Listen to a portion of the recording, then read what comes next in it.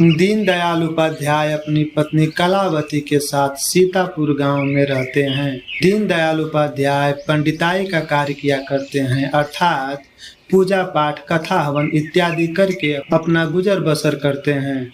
आज घर में सब्जियां खत्म हो चुकी थीं, इसलिए पंडिताई ने पंडित जी से कहा कि जाइए मार्केट से सब्जियां लाइए। बस फिर क्या था, निकल पड़े पंडित जी मार्केट की तरफ।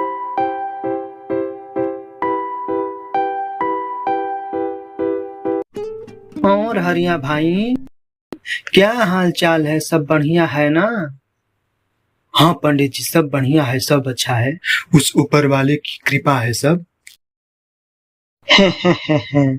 ऊपर वाले की कृपा के साथ साथ मेरा आशीर्वाद भी तो है। क्यों, मैंने सही कहा ना हरिया भाई? जी पंडित जी, जी सही कहा है आपने, आपका आशीर्वाद तो है ही। खैर बताइए कैसे आना हुआ? हरिया भाई, यहाँ पे आना तो सब्जियों के लिए हुआ है। जरा बताना क्या भाव है सब्जियों का? अरे पंडित जी, आप सब्जियों का भाव मत पूछिए, भाव बताऊंगा तो आपको महंगा लगने लगेगा। मैं हमेशा जिस भाव में आपको सब्जियां देता हूँ उसी भाव में दे रहा हूँ। आपको जो जो सब्जियां चाहिए, जितनी जितनी चाहिए बताइए। तो फिर ठीक है हरिया भाई, टमाटर, बैगन और शिमला मिर्च एक एक पाव दे दो। 2 फूल गोभी दे देना। और हाँ हरिया भाई, धनिया डालना मत भूलना।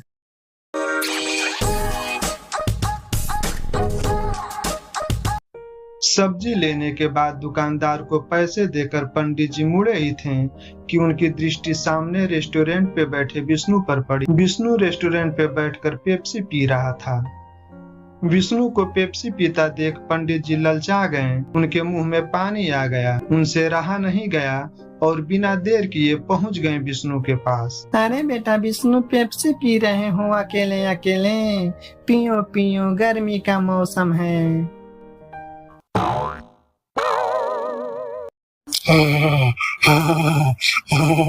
अरे पंडित जी, आप यहाँ पंडित जी सब्जी ले रहे थे ना? सब्जी ले लिए पंडित जी आप?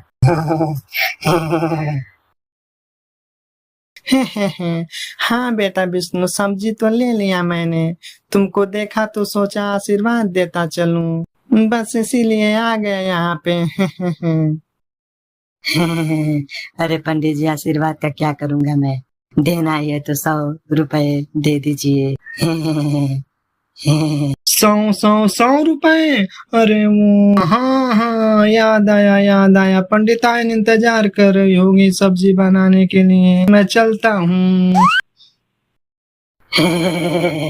आज तो मजा आ गया। 100 रुपए का नाम सुनते ही पंडित जी फरार हो गए। वो बड़े ही लालची किस्म के इंसान है पंडित जी। जब कहीं किसी को कुछ भी खाता पीता देख लेते हैं तो टपक पड़ते हैं आशीर्वाद देने के लिए। अब तो ये मेरे पास आएंगे ही नहीं, जब भी मुझको देखेंगे इनको 100 रुपए याद आएगा।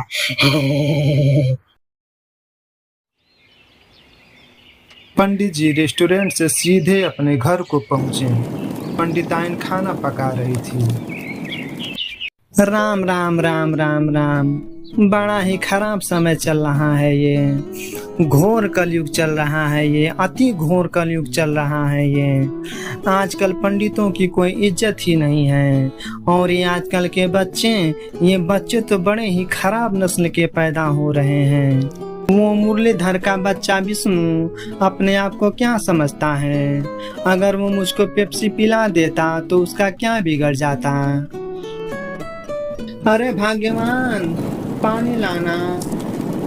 उल्टे वो मुझी से पैसे मांग रहा है, कह रहा है आशीर्वाद का क्या करूंगा, 100 रुपए दीजिए। महाघोर कलयुग चल रहा है।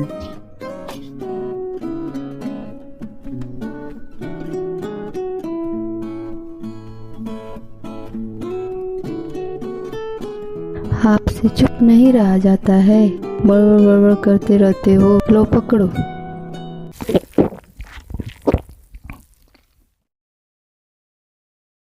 क्या बताऊं, वो विष्णु, मुरलीधर का बेटा विष्णु रेस्टोरेंट पे पेप्सी पी रहा था। मैं गया तो पेप्सी पिलाने की बजाय मुझी से पैसे मांगने लगा। अरे पंडित जी, मैं कितनी बार कहती हूँ कि आप लालच करना छोड़ दो।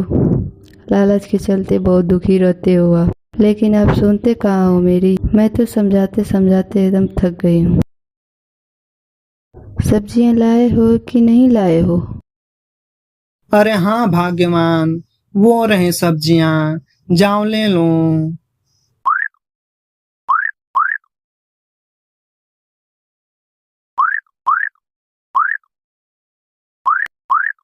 हे भगवान।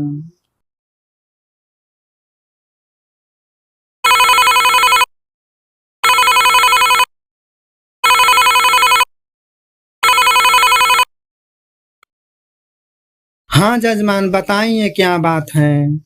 हेलो पंडित जी, मैं झबरू बोल रहा हूँ आपके गांव से। सोचा आपको याद दिला दूं, कल कथा कहने आना है आपको। 10 बजते बजते घर आ जाइएगा, ठीक है ना? हाँ जजमान, आ जाऊंगा 10 बजे तक।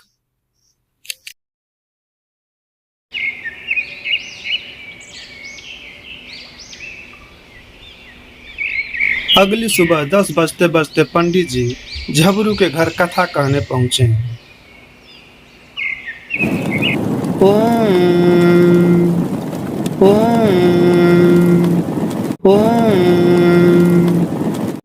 ओम समस्त देवताय नमः।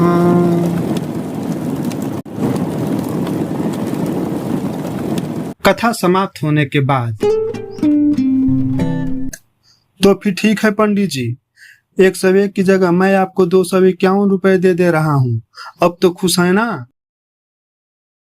नहीं जजमान, महंगाई बहुत ज्यादा है। कम से कम 501 रुपए तो बनता ही बनता है। अरे यार पंडित जी, महंगाई है तभी तो 251 रुपए दे रहा हूँ।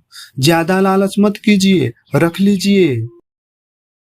अरे जजमान, आप समझ क्यों नहीं रहे हैं? खुशी खुशी दिल खोल कर दक्षिणा दीजिए ब्राह्मण को, बड़ा पुण्य लगेगा आपको। अरे पंडित जी, अब तो हद हो गई आपके लालच की। एक कथा कहने का यदि आपको 501 रुपए चाहिए तो पता चलेगा कि विवाह शादियों में तो आप 5001 रुपए मांगने लगेंगे। अब तो मैं आपको 1 रुपए भी नहीं दूंगा। आप भलाई चाहते हैं तो चुपचाप यहाँ से चले जाइए, हाँ नहीं तो। अरे जजमान, आप तो बुरा मान गए। लाइए 251 रुपए दीजिए, इतना काफी है।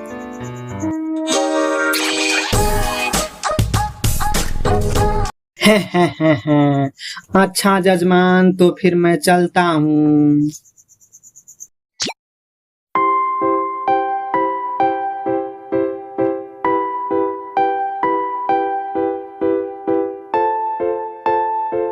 पंडित जी कुछ दूर गए ही थे कि रास्ते में उन्हें विष्णु मिल गया।